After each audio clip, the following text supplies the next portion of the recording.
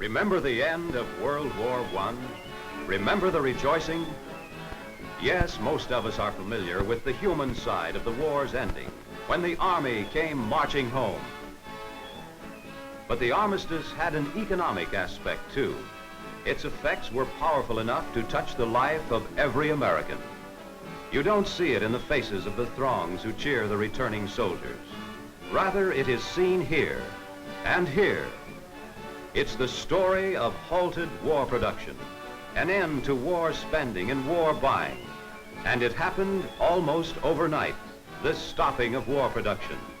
It came quickly, this signal to readjust industry to peace. Tires, guns, trucks, food, fuel, clothing, all desperately needed a few weeks before, became surplus military commodities when the whistles blew November 11, 1918. Some of the war surplus was sold through retail stores. Some of it was modified for peacetime use. Much of it was dumped as waste. That's what happened in a one-front war with only a few 100,000 Americans in actual combat. The surplus after global fighting in 70 war theaters will be tremendous. For in order to have men and materials reaching from the Arctic to the South Seas, we've had more planes, more weapons, more vehicles highly specialized, with more firepower, more speed, more of everything. An unlimited supply of everything our fighting men need is necessary for victory. To have this supply, industry must be far ahead of battlefront demands, ahead in raw materials, ahead in component parts, ahead in machine tools, ahead in all of the complicated paraphernalia which serves as the basis for modern mass production. Americans believe no price is too high to pay for the preservation of American freedom. Freedom that's going to cost us $200 billion. This is a dollar and cents expenditure that will enter into our calculations when we plan the post-war era. To give our fighting men the best equipment at all stages of the war, technical changes have been constantly necessary. These changes have resulted in contract cancellations and cutbacks totaling many billions of dollars, creating huge piles of surplus materials. The assembly line is one place where surpluses are in evidence. This assembly line that's the fastest, most reliable means a manufacturer can use to fulfill a contract calling for 10,000 tanks.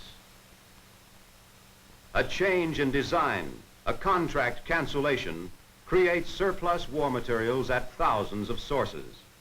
For the manufacturer feeds his final assembly line with thousands of large and small parts. Parts he does not make, but rather he contracts with perhaps 10,000 suppliers who will make the necessary quantities of gears and wheels, gun mounts and treads, firing devices, carburetors, cylinders, pistons, and other component parts of a tank. Sheet steel, armor plate, brass tubing, metal bars and rods are in turn ordered by the subcontractors so that they can manufacture parts large and small. It follows that manganese, coal, iron ore, limestone, alloys of many kinds, huge amounts of raw materials must be ordered. A single large war order, then, causes a repercussion throughout the economic scheme, starting at the final stage on the assembly line and extending back through all phases of industrial production to the very beginning, when ores are taken from the earth.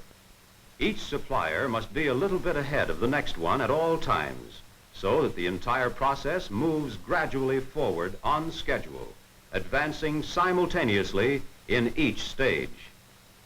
To accomplish progressive production, it takes fine precision tools and specialized machinery for the mass production of armaments that demand precision work, accurate to 1/10,000th of an inch, or better in many cases.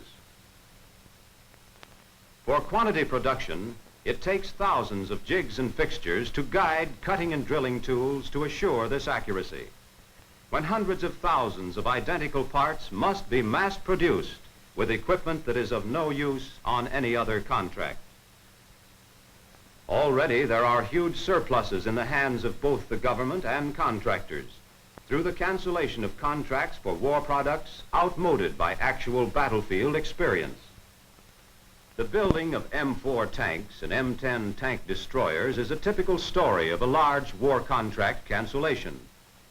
3 weeks before Pearl Harbor, a contract for more than 7,000 of them was placed with an automotive firm. 2,700 armored vehicles had been built. The plant had been making 300 a month and was nearing a production rate of 500 a month when the contract was terminated and production stopped in September 1943. The inventory listed over 25,000 excess items, exclusive of raw materials. The Ordnance District Office in charge set up a disposal board to assist the contracting officer and to approve sales which otherwise would be beyond his authority. Surplus material and tooling was estimated to have cost $80 million. 17,000 tons of steel bought at $55 per ton were on hand. Bidders for the whole lot offered $20 a ton. Then Ordnance offered it to a list of steel users item by item. And in time, 11,000 tons were sold at an average price of $48 per ton. $30 million worth of material was classified by experts usable as is. But 8 months later, some of it was still being sold. Over 2,100 manufactured items were classified as scrap. They had originally cost $4 million. Over 500,000 perishable tools, originally costing $5 million, were on hand. These tools were removed to a government warehouse for later sale. Over 3,000 special jigs and fixtures have been made to hold the work in process and guide the cutting tools on the tank contract.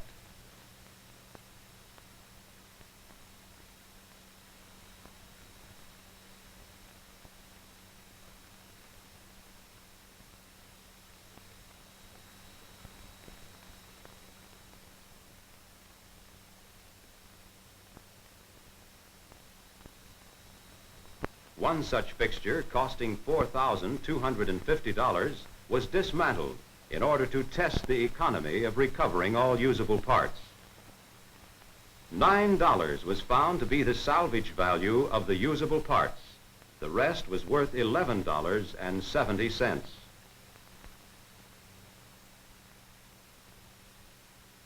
But it cost $33 to dismantle it.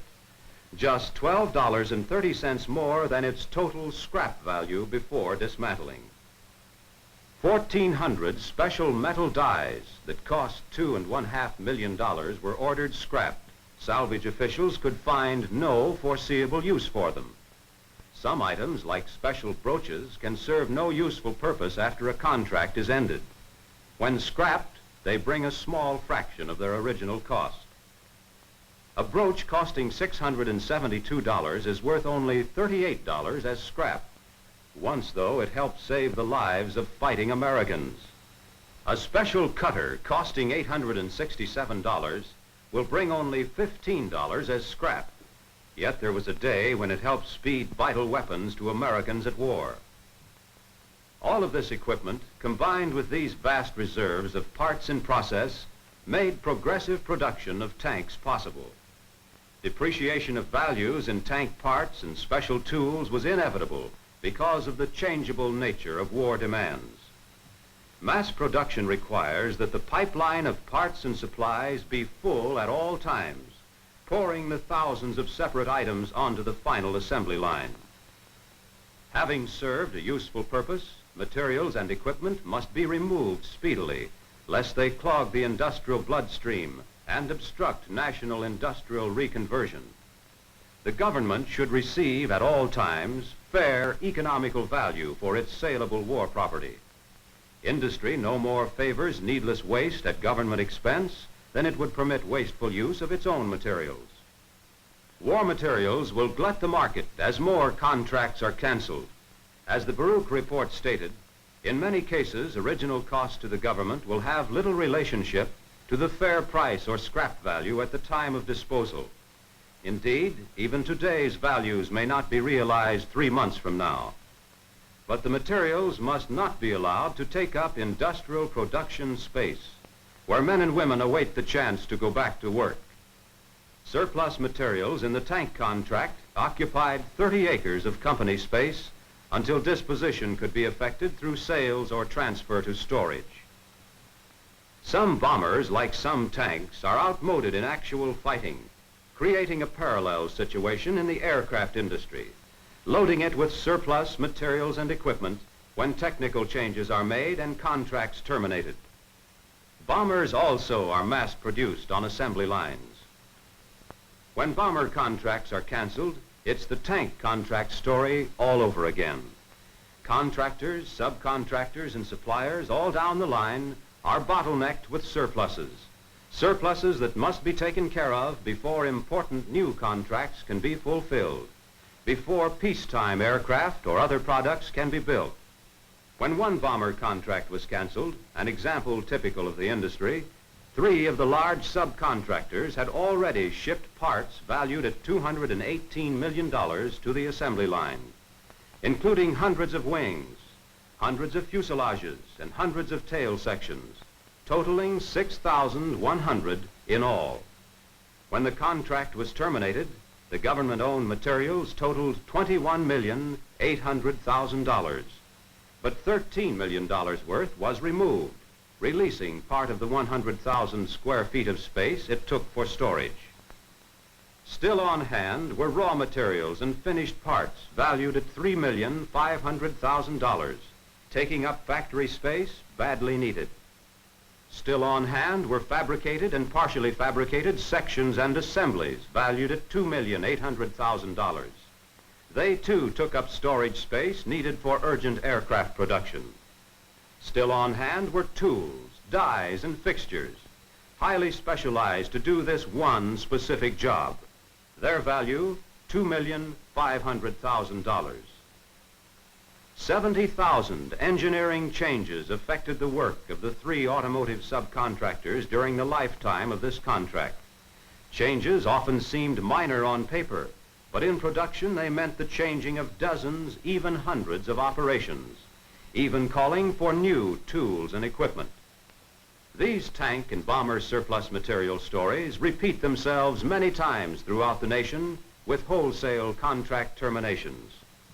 While the nation groans under a mountain of commodities designed for war and only partially adaptable to peace, and factory space is jammed with surplus goods, returning veterans and war workers will stand idle. Stagnation will interfere with the right to work and earn a living. Such is the threat to post-war industrial America, unless both industry and government have sufficient trained personnel to carry out procedures and policies for rapid clearance of plants. Unless much paperwork for inventories, estimates, and classification of equipment has been prepared in advance.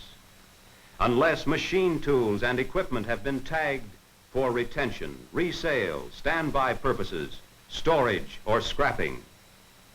Unless a decision has been made as to what semi-finished products must be scrapped and which ones should be finished for civilian use. Unless scrapping decisions have been made on the spot, just as soon as the facts are clear. Unless government-owned property has been provided indoor and outdoor storage space according to specifications. Unless everything possible has been done to prepare for prompt clearance of plants, we risk months of unemployment and a serious threat to our peacetime economy. Industry and government must prepare to overcome the known physical obstacles to post-war prosperity so that G.I. Joe's dreams of peace are realized. A peace that brings happiness, employment, and the opportunity for every American to contribute to and share in a rising standard of living.